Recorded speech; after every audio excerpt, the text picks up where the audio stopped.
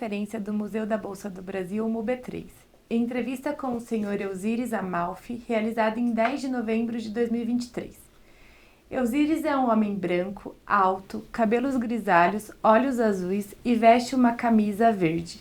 Onde o senhor nasceu? Eu nasci na cidade de Ariranha, no interior do estado de São Paulo. Como foi a sua formação escolar? Foi pouca, né? Porque eu saí de Ariranha, vim para São Paulo em 1966 e aqui comecei a fazer a maioria cursos técnicos de eletrônica, né? Peguei a época da válvula. Como é composta a sua família? Alguém já atuava ou atua no mercado financeiro? Não, ninguém. Só hoje o meu neto, né? Meu neto mais velho, ele trabalha nas corretoras. Legal. E como o senhor ingressou na Bolsa de Valores? Foi através do meu amigo, o técnico Tsukasa Sato, japonês, que ele tinha os cunhados dele que trabalhavam no setor financeiro e ele foi convidado para trabalhar na área técnica do pregão, prestar serviço. Inclusive, nós montamos 3 salas de pregão, tanto da Bovespa como da BMF.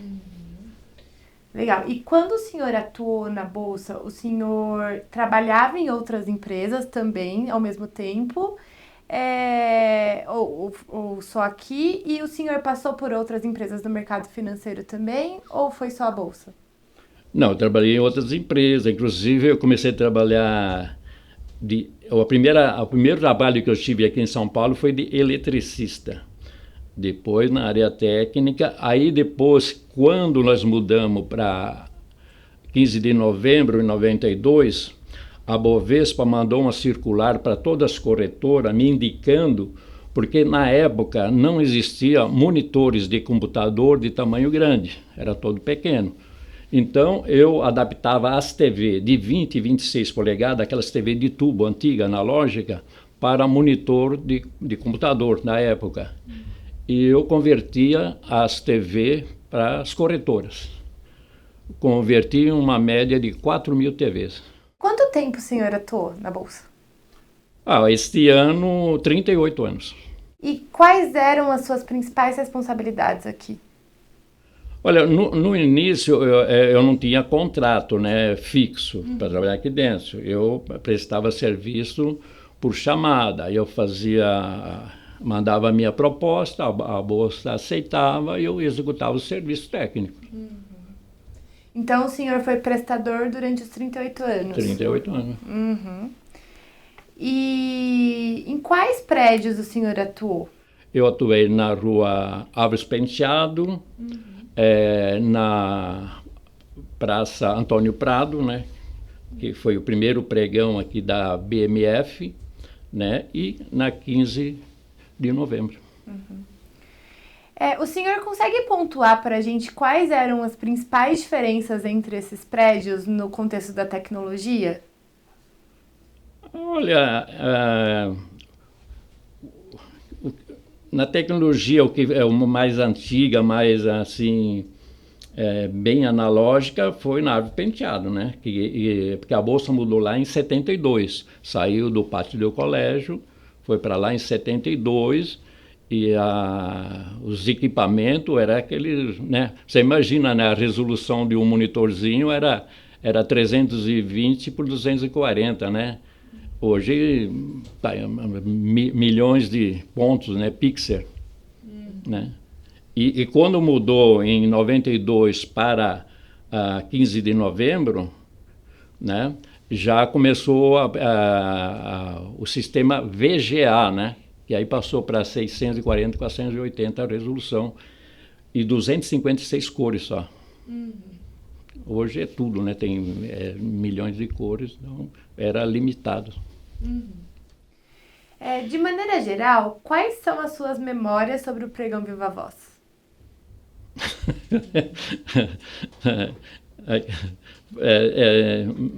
Aquilo era um absurdo, né? Para quem não entendia tudo aquilo, né? Para a gente atravessar de um ponto para o outro para dar assistência técnica, a gente era atropelado, né? Naquela muvuca toda, né? Mas era divertido, né? Era muito bom. E o senhor ficava ali durante toda a duração do pregão? Quase sempre, né? Quase sempre ficava ali, não era só eu de técnico, né? Entende? Inclusive, eu fiz muito aparelhos que não existia, porque hoje você tem todos os recursos técnicos no mercado, você comprar qualquer coisa, você tem. Na época não tinha. Por exemplo, você tinha uma CPU, você queria ligar vários monitores com aquela mesma imagem, mas não tinha um equipamento, porque a CPU só tinha uma única porta de saída para um único monitor. Então, eu fabricava um distribuidor para várias portas de saída para ligar vários monitores num posto de negociação. Então, eu fazia isso, fornecia para a Bolsa, para a Bovespa na época. Em termos de estrutura, como foi a adaptação para o uso dos telefones sem fio? Olha, o telefone sem fio eu já peguei com o telefone sem fio, na verdade, né? Porque do que eu me lembro, né? Porque na época, acho que só a Bolsa tinha os telefones sem fio, né? Porque ninguém tinha. A maioria nem tinha telefone em casa, né? Era no tempo da Telesp, né?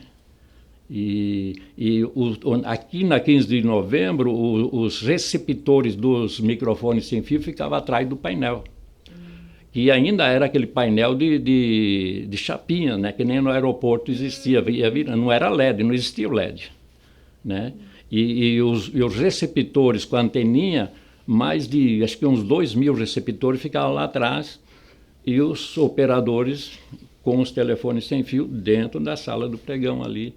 E a gente tinha que dar manutenção tudo naquilo, pôr para carregar as baterias dos telefones todo dia, para no outro dia cedo estar pronto para uso. Como foi a evolução dos painéis de cotação? Então, eu peguei já nesse de chapinha, porque começou com o quadro negro, né? Que era a época da pedra lá, né?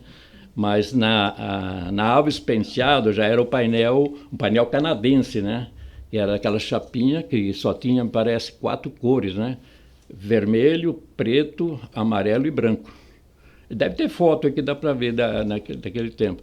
E o que fazia movimentar era um magnético, a bobina, acionava a bobina e o pó que criava lá travava. Então a gente tinha que ir lá com o pincel, limpar ponto a ponto para poder deixar funcionar.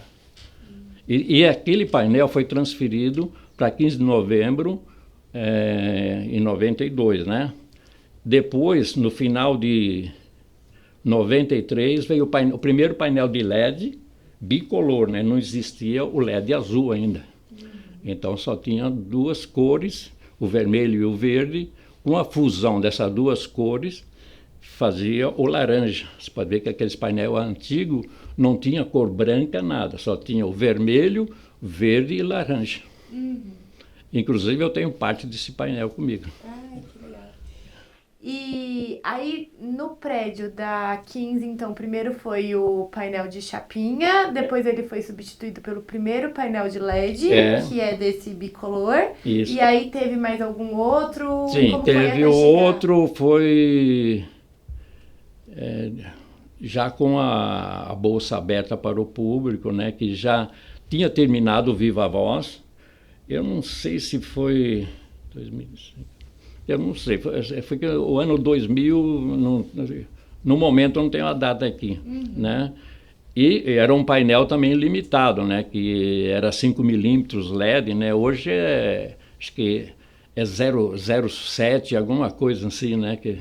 Então você pode colocar um 4K lá que essa resolução. E a resolução anterior não, né? Não passava dos 640 por aí. Painel de LED. Então você via tudo os pixels e o vão preto no meio entre um pixel e outro. Hoje não, né? Ele é todo liso. Como chegou até o senhor a demanda de criação da campainha e do balcão da cerimônia de abertura de capital? Então, essa campainha, a campainha que era lá na Alves Penteado, era uma campainha da fabricação da Pial, né, que fabricava tanto o botão da campainha como a própria campainha, que era aquela cigara, né, que usa nas residências, né? E quando veio para cá, na 15 de novembro, aí começou os leilões, a abertura de capital. E o que acontecia? O eletricista colocou aquele botão da campainha atrás do balcão, assim, do púlpito, né? E quando o pessoal ia filmar, tirar foto, a mão de quem estava acionando não aparecia, aparecia só o antebraço. E não ficava legal para filmagem e as fotos. Pediram para o eletricista fazer, ele não conseguiu, não teve, sei lá. Aí eu peguei uma base de microfone, gooseneck, tirei a tomada do microfone, coloquei um botão tipo campainha para ficar em cima do balcão. Então todo mundo acionava por aí e mostrava as mãos de quem estava acionando a campainha. E como foi esse processo de criação? Foi uma ideia do senhor ou alguém deu a sugestão? Não, a ideia foi minha mesmo, né? Porque na época o Demarco, o André Demarco e outros reclamavam daquilo, né, também, que era um botãozinho tão pequeno. Eu fiz o primeiro botão, um único botão. Depois eu peguei, eu fiz um com a barra, que todas as mãos podiam acionar ao mesmo tempo, né? E esse primeiro botão aí, inclusive, quando mudou tudo, houve a reforma, foi descartado. Então eu peguei para mim, está comigo até hoje. O senhor já falou um pouquinho, mas se puder detalhar melhor, o histórico de como era feito antes disso. Então tinha essa campainha, né, que ficava embaixo. Sim. E aí toda essa reformulação se deu para ficar mais bonito para um vídeo ou para uma foto, ou teve algum outro motivo? O motivo, uma que também ficava mais prático para quem, porque a campainha não era acionada com uma única pessoa, são várias pessoas que colocavam a mão lá para acionar ao mesmo tempo, né? Então aquele botãozinho antigo era muito difícil ficar, então era uma mão em cima da outra. E quando eu fiz o sistema com aquela barra que acionava, então aí ficou as mãos separadas e ficou muito mais legal para as fotos e os vídeos. Legal. Também, né, para as duas coisas, né? Quais eram os eventos que mais demandavam a atuação da sua área? Os eventos eram a abertura de capital, os IPO, leilões, todos os leilões, né? E o desafio Bovespa, depois foi o desafio BMF, né? Porque quando houve a fusão da BMF e Bovespa, então mudou de nome, né? Mas era o mesmo formato. E o senhor consegue explicar rapidinho para a gente o que foi o desafio Bovespa e o desafio BMF? O desafio Bovespa é o mesmo, né? Só que mudou de nome porque era só Bovespa e depois com a fusão da BMF Bovespa ficou desafio BMF Bovespa, que era os alunos, as escolas que vinham participar do desafio para simular como poderia dizer, como investir na bolsa. Como terminou aquela gritaria toda, ao viva voz, como se fazia no sistema eletrônico. Então, os alunos aprendiam como que agora era o sistema eletrônico, lá no começo, lá atrás, né? Não é que nem hoje, que está totalmente diferente, né?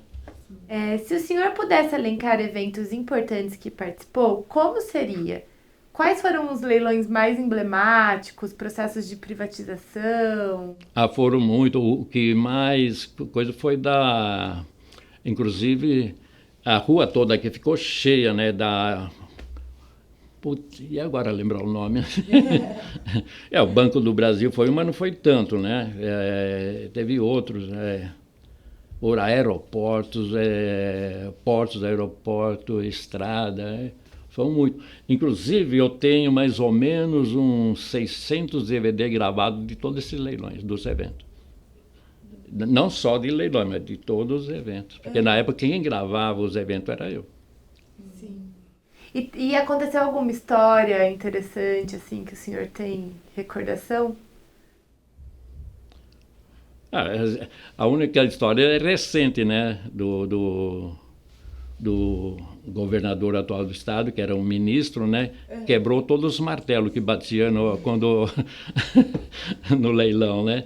Porque tanto quem vencia a concorrência do leilão ia dar as marteladas lá e também o ministro. Uhum. Só que ele ficava sempre por último, ele quebrava todos os martelos. De tanto forte que ele batia, mas eles faziam isso, acho que era de propósito mesmo.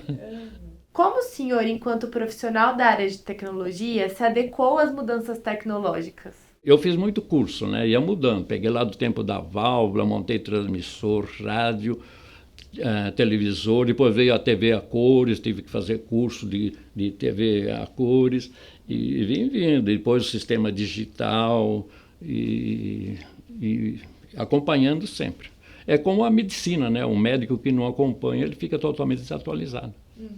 E de acordo com a percepção do senhor, como que as pessoas reagiram a essas transformações?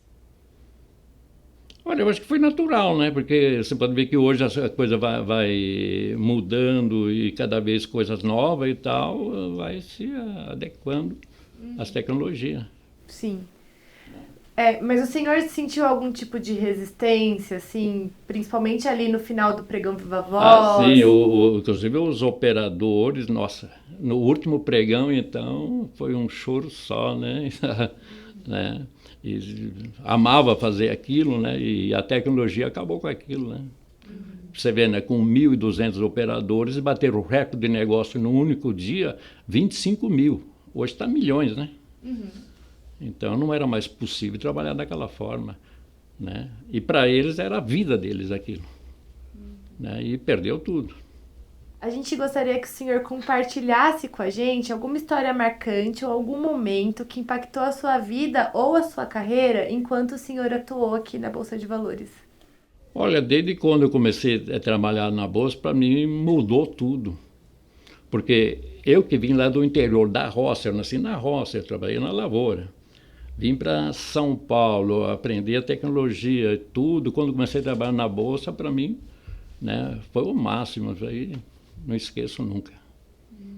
E para o senhor, qual é a importância da preservação e divulgação dessas memórias, né, que a gente está coletando aqui? Eu acho muito importante, né, porque a memória faz parte da história, né, para manter, né, isso aí é importante para os novos, todos saber como tudo isso surgiu, né, foi criado.